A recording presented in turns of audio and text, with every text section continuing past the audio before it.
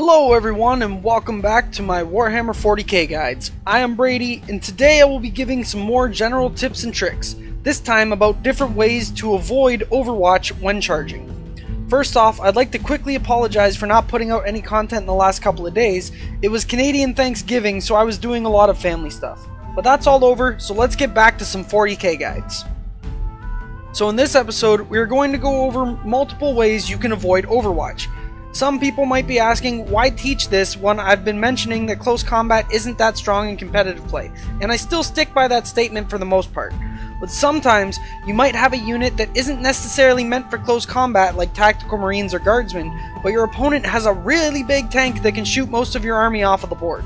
It might be a good idea to go play bumper cars with that tank to stop it from shooting.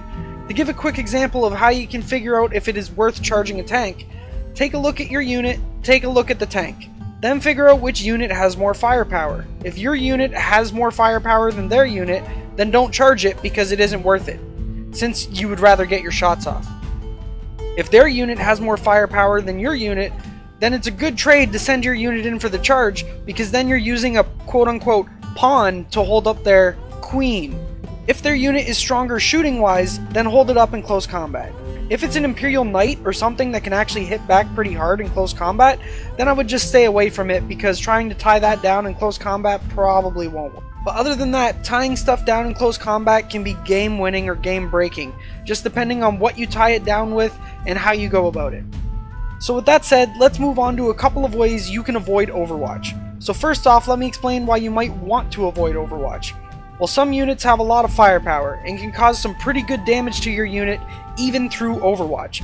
Sometimes enemy units have flamers or weapons that auto-hit, meaning you're basically giving your opponent a free shooting phase. So because of things like this, it's usually always in your best interest to try to avoid Overwatch as much as possible, and I will show you some ways to do that. For example, move your charging unit in a way where they can't be seen by the enemy unit you wish to charge. A unit cannot fire Overwatch if they cannot see its target, but you can charge something that you can't see. So infantry and ruin walls are perfect for this, since infantry can walk through ruin walls as if they were ghosts. So in this example, you can see I have a unit of marines hidden behind this ruin wall, and now they can charge this Leman Russ through the wall without being shot at because the Leman Russ cannot see them for Overwatch.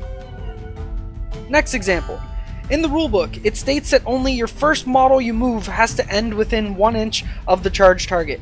This means you can move the rest of your models however you like as long as you keep coherency and don't move any models over the distance you rolled for the charge. So in this example, I have some marines that want to charge this Leman Russ, but the Leman Russ has 40 shots and some flamers on the side, meaning the 5 tacticals are either going to die or take heavy casualties while trying to charge it. So instead, I can pick a unit that is within charge range that doesn't have as much firepower and charge them instead. And then I move my guys in such a way that they keep coherency and the first model ends within 1 inch of the target of the charge. See how I arrange the guys? This is completely legal. Now when I go to make my pile-in move, I have to move each model towards the nearest enemy model. And would you look at that, I brought the Leman Russ into combat by charging another unit. This same example can be done many ways to less of an extreme. You can charge the unit in front of the tank or beside it and then just consolidate into it as well, which is a tip I think I gave in one of my other videos. Another cool trick I saw done by Frankie from Frontline Gaming is the concept of you can't overwatch what you can't see. So here's the basic example he gave. 2 tanks side by side and a unit of 5 guardsmen. You can position the guardsmen in such a way that tank A is blocking the line of sight from tank B to the infantry. So now the infantry can charge tank B without being shot at because it can't see them. And then, once they make their charge, they can use their pile-in or consolidate to go into the other tank that was giving them cover. It's very, very cheeky, but it works. And for the next tip, I'm pretty sure I went over this once before, but just in case I didn't, I will touch up on it again. You can charge one of your vehicles or tanks into battle to absorb the Overwatch, and then charge with your good unit that you didn't want to get hurt. This does have a downside in the fact that if you don't kill the unit you're charging, you have effectively tied up your tank in close combat, meaning it loses its shooting. So make sure to only use this example if you know you can kill what you're charging, or if you don't care about the tank because it doesn't have many weapons or something. So that's about it for all the tips I can think of for this topic. If I think of any more, I will put them in the next tips and tricks video. Speaking of my other videos, I have made a few mistakes in my other tips and tricks episodes, so I would like to correct those now in this video. Each time I find a mistake in one of my guides, I will try to have a part at the end of the next video that corrects any mistakes I might have made. I am only human after all. The first mistake that was pointed out by a viewer is the thing that I called the toe save.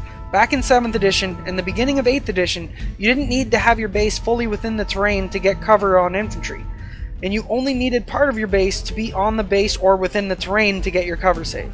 This is no longer the case. It was pointed out that Games Workshop FAQ'd this, and now infantry's base has to be fully within the terrain and no longer just within. In case you guys don't know the difference, fully within means every part of the base has to be within whatever it's talking about.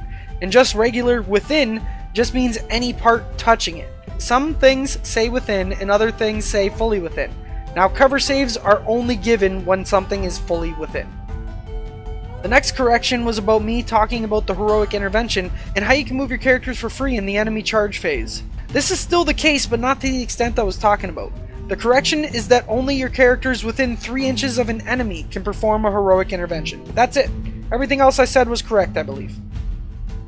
The last thing I need to correct is the tip I gave about daisy chaining your models when charging to either stay on an objective or to stay in range of a character giving buffs. Everything I said was pretty much correct, except that when you start breaking unit coherency, you can't move anyone unless you're moving them back into coherency.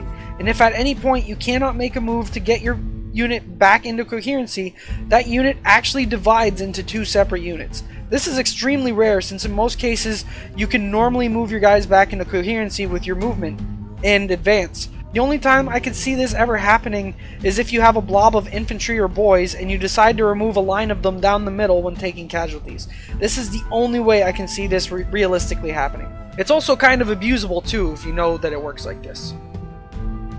So anyways, that's going to be it for this video. I'm sorry there isn't much as content as normal, but to be honest, I'm slowly running out of stuff to teach. Sure, I'll probably think of more eventually, but it's gotten to the point where I've done most of the obvious stuff, and now I have to figure out where to go from here. I still have all the Weapons of X guides that I'd like to do, but that requires codexes, and same with the faction focuses. I still need codexes, and with my current budget, that might not be happening as fast as I had hoped. I am still going to try to put out as much content as possible. It just might slow down a tiny bit since I am slowly running out of stuff to teach. Or at least obvious stuff to teach. If you guys have any ideas for future videos or things you'd like to learn from me, please leave some comments down below. Otherwise, I will probably be uploading a video every 2 or 3 days since I am slowly running out of ideas, and I don't want to speed up that process. The next video I'm going to do tomorrow, though, is going to be a remake of my which start collecting boxes are worth buying video. Since looking back on it, I think I can do a much better job now, and also because I have more information on most of the armies because of you guys. Also, anyone who has been watching my videos, thank you very much. I am glad there are people that enjoy my content, and I enjoy making it. It makes me extremely happy to know that there are people out there that appreciate what I do. So thank you. Thank all of you.